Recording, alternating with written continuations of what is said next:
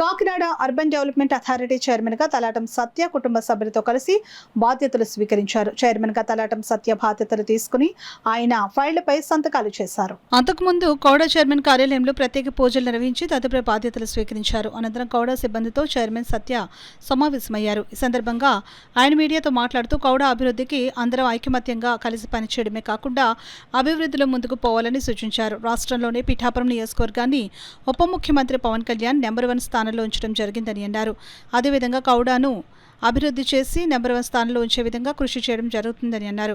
కౌడ పరిధిలో ఒక కార్పొరేషన్, 5 పంచాయతీలు, ఒక నగర పంచాయతీ పరిధిలో గ్రామాలు అభివృద్ధి చేయడానికి సిబ్బంది కూడా తన వంతు కృషి చేయాలని సూచించారు. తనపై నమ్మకంతో ఈ పదవి ఇచ్చినందుకు రాష్ట్ర ముఖ్యమంత్రి చంద్రబాబు నాయుడు, ఉప ముఖ్యమంత్రి పవన్ కళ్యాణ్, ఎమ్మెల్సీ నాగబాబు, మంత్రులు దుర్గేష్, నాదెండ్ల మనోహర్తో పాటు 7 నియోజకవర్గాల ఎమ్మెల్యేలు, ఎంపీలు, కూటమి పార్టీ నాయకులు, కార్యకర్తలకు ప్రత్యేక కృతజ్ఞతలు తెలిపారు. త్వరలోని కూటమి నాయకులతో కలిసి ప్రమాణ స్వీకారం చేపట్టడం జరుగుతుందని తెలిపారు. ఈ కార్యక్రమంలో భాగంగా KUDA chairman secretary Kalibabu, planning officer Krishnarao, deputy executive engineer Ramarao, AO Kavya, కుటుంబ సభ్యులు, ఉద్యోగులు, అధికారులు, రాజకీయ నాయకులు తదితరులు పాల్గొన్నారు.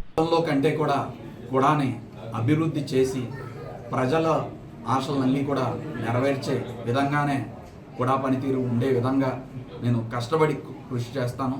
పవన్ కళ్యాణ్ గారు నమ్మి నాపై పెట్టిన నమ్మకాన్ని నిలబెట్టుకుని కూడా సంస్థని ఉన్నతంగా అభివృద్ధి చేసి ప్రజలకి అన్ని ఏ విధంగా అవసరాలున్నా సరే కూడా ద్వారా అవన్నీ అందుకునేలా సక్రమంగా చేసి కూడా పరిధిలో ఉన్న పంచాయతీలు కావచ్చు, మున్సిపాలిటీలు కావచ్చు, కార్పొరేషన్ కావచ్చు, అన్నిటికీ కూడా అభివృద్ధికి నిరంతరం శ్రమిస్తాను.